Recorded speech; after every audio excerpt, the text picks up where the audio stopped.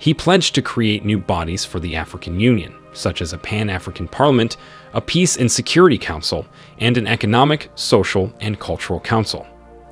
African leaders praised Gaddafi's initiative in 2001, calling him the Son of Africa, and thanking him for his contributions and efforts. They expressed their continued faith in his determined efforts aimed at achieving Africa's collective vision for unity, cooperation, development, peace, and security on the continent. If you see me in the streets, better holler at me. Seeking for a beat, throw them dollars at me. I don't like defeat, take that away from me. You tryna be like me, you couldn't handle my story. But we gon' let you know, we gon' let you know. We gon' let you know, we gon' let you know. Muammar Gaddafi of Libya started propagating his vision of a unified Africa in the late 1990s. His ideas inspired leaders across Africa, eventually forming the African Union. The Organization of African Unity, or OAU, a global organization made up of almost all African states, was failing to produce significant results by the 1990s. The OAU had been working to achieve political and economic integration among its members, but progress was sluggish. Plans to reform the OAU did not start to take shape until 1998, when Muammar Gaddafi emerged as its leader. His initiative successfully re-established African unity as a top priority. Gaddafi is renowned for being a contentious individual. His reputation has been tarnished by his alleged involvement in the bombing of airplanes and buildings, as well as his support for groups that many nations consider to be terrorist organizations. It is frequently forgotten that Gaddafi was also a visionary leader capable of uniting powerful individuals behind his goals. He stood with underrepresented nations and peoples and disobeyed the major powers of the world. He was well liked as a leader among many, and in Africa in particular. Who was Muammar Gaddafi? Muammar Gaddafi was a military leader and politician who served as Libya's de facto head of state from 1969 to 2011. Colonel Gaddafi seized power in a 1969 military coup. After overthrowing the monarchy, he declared the establishment of a Libyan Arab Republic modeled after his own revolutionary ideals. With the help of Libya's substantial oil reserves, Gaddafi established a welfare state and turned Libya into the richest country in Africa. To this day, many Libyans look back on the period of Gaddafi's reign positively. Internationally, Gaddafi was widely considered to be a hard-mouthed contrarian who defied the established world order. As a result, few countries supported Gaddafi when protests against his rule started in 2011. In February 2011, in the context of the Arab Spring, people in Libya's eastern province of Cyrenaica took to the streets. People throughout the country revolted when the security forces in Libya were unable to put an end to the demonstrations. In the months that followed, government forces began to reclaim rebel-held territory. Reports of mass civilian casualties began to spread, prompting the United Nations, UN, to convene a meeting. After voting on whether to intervene, the UN authorized all necessary measures to protect civilians and civilian-populated areas. An alliance led by NATO intervened in Libya after receiving approval, and Gaddafi's forces were quickly routed.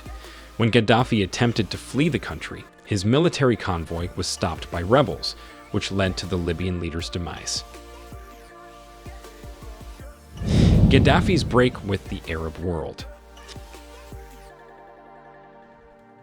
Gaddafi embraced Pan-Arabism, an ideology that sought to unite the Arab countries of the Middle East and North Africa into a single political entity from the start of his rule in 1969. Gaddafi gave up on the cause of Arab unity in 1998 after decades of work on it. The reason was a perceived lack of unity-related progress and a lack of Arab countries' political support for Libya, which at the time was subject to international sanctions. Libya had lost its influence on the world stage in the 1980s and 1990s due to its development of chemical and nuclear weapons. Its ties to organizations that were viewed as terrorist by many Western countries, such as the Irish Republican Army and the Palestine Liberation Organization, as well as its participation in the bombing of European aircraft and structures. The United Nations imposed sanctions on Libya in 1992 as a result of Libya's involvement in the bombing of the plane that crashed over the Scottish town of Lockerbie in 1988. An air embargo was implemented as well as trade restrictions as part of these punitive actions. Few nations defied the sanctions and stood by Libya. The lack of support from Arab countries, in particular, was striking. Gaddafi felt betrayed because he had invested a lot of time and money in the Arab cause. Gaddafi needed a new source of support for his foreign policy because the Arab countries had let him down. He discovered allies among the nations of Africa, who demonstrated a willingness to disregard international embargoes and support a beleaguered Libya. Africa stands with Gaddafi and defies UN sanctions. African leaders unanimously decided to reject the UN sanctions imposed on Libya on June 8, 1998, at the 34th Annual Summit of the Organization of African Unity in Burkina Faso. The leaders of Mali, Niger, Burkina Faso, Chad, and Gambia all chose to travel to Libya during the ensuing months despite the air embargo. "The Arab world is finished," Gaddafi declared, adding that Africans and not Arabs are Libya's real supporters. This was his response when, in September 1998, at an Arab League meeting in Cairo, Arab leaders decided not to follow the OAU in defying the sanctions. 1998 marked a turning point for Gaddafi. He gave up on the Arab cause and started working hard to achieve African unification. Gaddafi had previously worked to enhance ties with African nations. He had dispatched diplomatic missions from Libya to mediate disputes between Ethiopia and Eritrea, the Sudanese government, and armed opposition groups, as well as peacekeeping missions from Libya to the Democratic Republic of the Congo. These initiatives improved Libya's standing in Africa and produced noticeable results. Gaddafi had the means to buy influence in Africa thanks to Libya's abundant oil reserves. The decision of African countries not to sanction Libya was influenced by these warming relations, as well as a general dislike of the dominant global order that many African countries shared. Libya's economy was destroyed by UN sanctions despite Africa's support. This prompted Gaddafi to turn over 2 Lockerbie bombing suspects for trial in April 1999, which led to the UN lifting its sanctions and ending Libya's period of isolation. Gaddafi calls for the establishment of an African Union.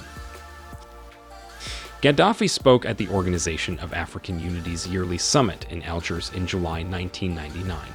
He proclaimed that it was time for Africa to unite and that the 1963 OAU Charter needed to be reviewed and changed. He invited the heads of African nations to a summit he would host in Sirte, Libya, to achieve this goal. Gaddafi presented his idea for a United States of Africa, with no borders on September 9, 1999, at the summit in Sirte.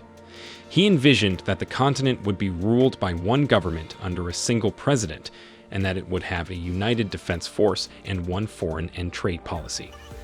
To realize this, he called for the establishment of an African Union. Gaddafi established the framework for the Organization of African Unity's transformation into the African Union at Sirte. He pledged to create new bodies for the African Union, such as a Pan-African Parliament, a Peace and Security Council, and an Economic, Social, and Cultural Council. African leaders praised Gaddafi's initiative in 2001, calling him the Son of Africa, and thanking him for his contributions and efforts. They expressed their continued faith in his determined efforts aimed at achieving Africa's collective vision for unity, cooperation, development, peace, and security on the continent. Gaddafi loses influence. The African Union was established in 2002 in South Africa, fulfilling Gaddafi's dream. Gaddafi contributed millions of dollars in Libyan oil revenue to the AU's operating budget in order to realize his vision of a united Africa. To gain support for the idea of a United States of Africa, Gaddafi also paid the AU share of a number of less developed African nations. But despite his generosity, Gaddafi's influence in the AU and backing for his goals started to wane not long after the group was established. While Gaddafi's efforts to rekindle African cooperation were widely praised, His plans for the United States of Africa did not receive the strong backing they required from African leaders, who frequently expressed support for his goals but did not make a commitment to seeing them through. Gaddafi persisted in his dream of a united Africa. He even appeared to become more erratic in his lofty visions as the years went by. For instance, in 2008, in front of 200 traditional African kings, he proclaimed himself King of Kings of Africa. Gaddafi received recognition for his contributions to the African Union in 2009 when he was chosen to lead the group. Throughout his chairmanship, Gaddafi and other African leaders engaged in frequent arguments, and he was unable to secure enough support for a second term. The African Union pushed for an inclusive transition that saw Gaddafi resign peacefully during the Libyan revolution. This plan was not widely supported internationally. In the end, NATO decided on a military intervention, which resulted in the Libyan leader's death. Gaddafi was a threat to Western powers, which waited for the slightest opportunity to take him out. He had a vision for Libya and Africa, although he wasn't a perfect man. He built rivers in Libya so that all his people could have access to water. Basic amenities were almost free in Libya. The country has not been stable since the people were manipulated by Western forces to end his rule. It is time for Africans to be wise and careful that they are not influenced by other countries to take out good leaders who want to work for their interests. Gaddafi wasn't a perfect leader, but he had good plans for Libya and Africa that would have been at the expense of the West. This explains why they wanted him to go, by all means. Let us know what you think of Muammar Gaddafi in the comments below.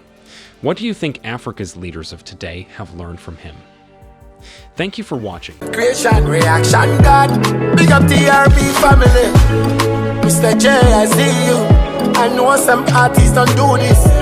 God bless you and your family.